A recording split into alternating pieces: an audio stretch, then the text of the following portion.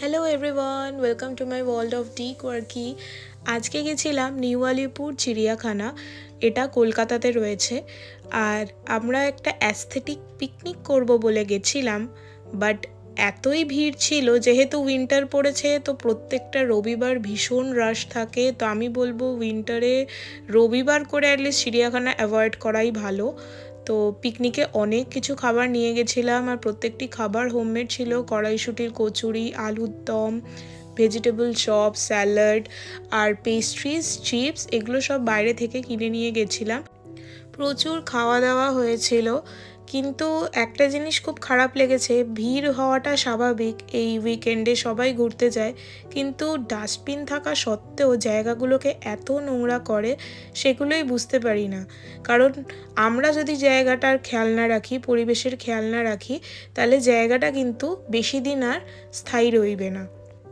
আমরা একটা ভালো জায়গা চুজ করে সেখানে আমাদের আগে খাওয়াটা সেরে নিয়েছিলাম, কারণ তারপরে আর সুযোগ হবে কি হবে না, কারণ যেই পরিমাণে ভিড় বাড়ছিল সেই পরিমাণে কিন্তু টেনশনও বাড়ছিল যে আদৌ আমরা ঠিক করে ঘুরতে পারবো কি না।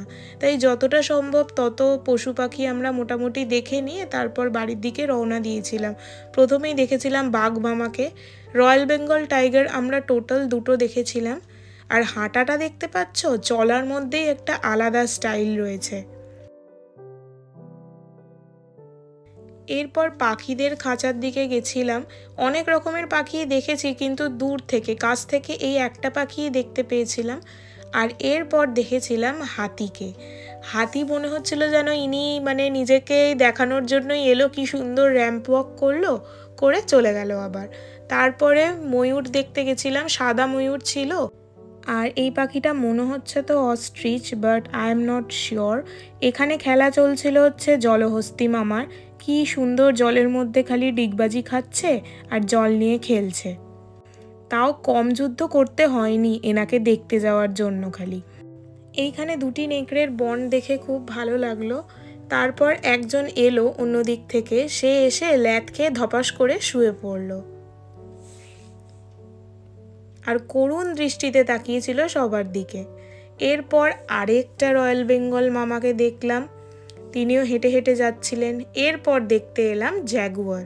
এখানেও কিন্তু কম যুদ্ধ করতে হয়নি এনার ঝলক পাওয়ার জন্য। ইনি তো খুব উত্তেজিত ছিলেন, খালি এদিক ওদিক করছিলেন, খালি হয়তো বলছিলেন মনে মনে যে একবার খাঁচাটা খোল। এরপর দেখতে গেছিলাম রাইনোসরাস, বহু দিন বাদে দেখতে পেলাম রাইনোসর। এরপরে ক্রোকোডাইল দেখলাম, যেনারা ল্যাথ খেয়ে পড়েছিলেন তো পড়েই ছিলেন, না কোনো নড়ন না কোনো চড়ন। শেষে বাবুঘাটের গঙ্গা আরতি দেখে বাড়ি ফিরলাম, কারণ আর এনার্জি ছিল না। আজকে এতটুকুই। Till then, take care and piece.